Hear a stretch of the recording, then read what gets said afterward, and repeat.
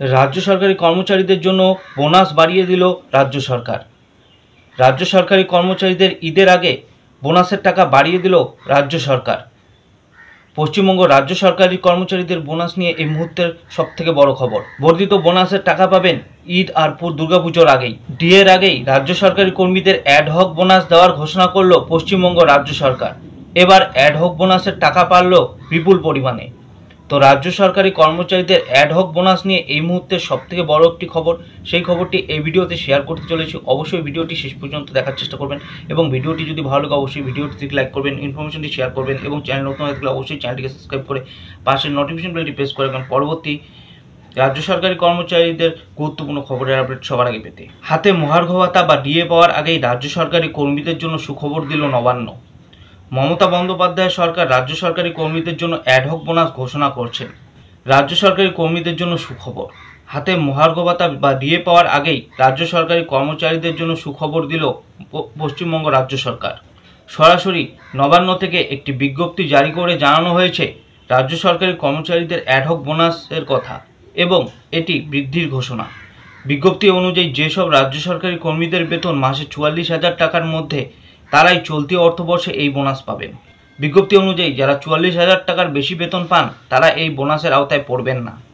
রাজ্য সরকার জানিয়েছে মুসলিম কর্মীদের ঈদের আগে আর হিন্দু কর্মীদের দুর্গাপুজোর আগে এই অ্যাডহক বোনাস দেওয়া হবে।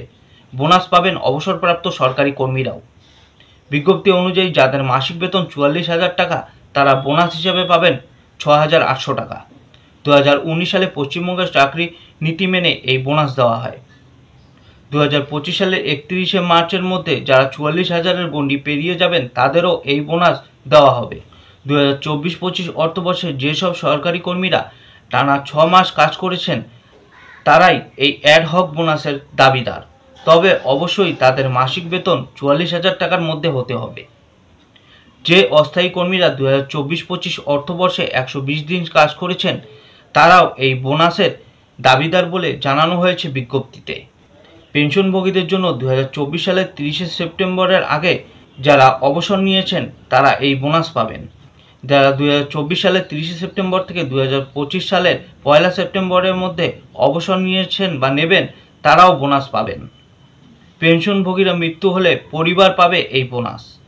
2025 সালের 31শে মার্চের পরে যে সরকারি কর্মীদের মাসিক বেতন 44,000 টাকার গণ্ডি পেরিয়ে গেলেও 52,000 টাকার কম থাকবে তারা উৎসবের মরশুমে 20,000 টাকা পর্যন্ত অগ্রিম ঋণ নিতে পারবেন। সেজন্য তাদের সুদ দিতে হবে না। রাজ্য সরকারের স্থায়ী এবং অস্থায়ী উভয় কর্মীরাই এই সুবিধা পাবেন। তাদের বেতন থেকে এই টাকা কেটে নেওয়া হবে।